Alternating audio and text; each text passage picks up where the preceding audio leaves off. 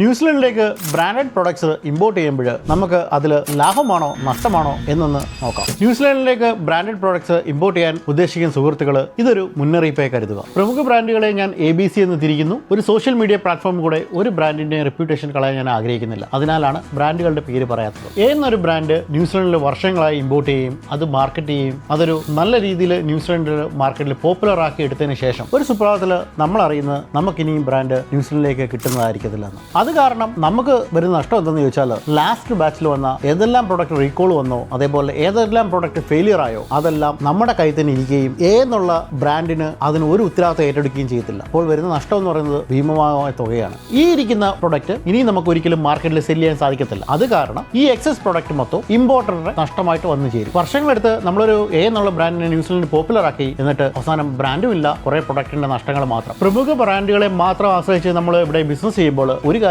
ശ്രദ്ധിക്കുക, എപ്പോൾ വേണമെങ്കിലും ഈ ബ്രാൻഡുകൾ നമ്മളിൽ നിന്ന് നഷ്ടപ്പെടാം. അങ്ങനെ ഞാൻ സ്വന്തമായിട്ട് തുടങ്ങിയ ഒരു ബ്രാൻഡാണ് പേൾ മറൈൻ. അതിപ്പോൾ ന്യൂസിലൻഡിൽ പ്രമുഖ റീറ്റെയിൽ സ്റ്റോറുകളിൽ അവൈലബിൾ ആണ്. എന്റെ പ്രിയ സുഹൃത്തുക്കളോട് എനിക്ക് പറയാനുള്ളത്, പ്രമുഖ ബ്രാൻഡുകളെ മാത്രം ആശ്രയിച്ച് ബിസിനസ് ചെയ്യാതെ സ്വന്തമായ ഒരു ബ്രാൻഡോട് ഡെവലപ്പ് ചെയ്ത് മാർക്കറ്റ് ചെയ്യുകയാണെങ്കിൽ അത് എന്നും ഫ്യൂച്ചർ ബിസിനസ് ഗ്രോത്തിന് എപ്പോഴും ഒരു മുതൽക്കൂട്ടായിരിക്കും.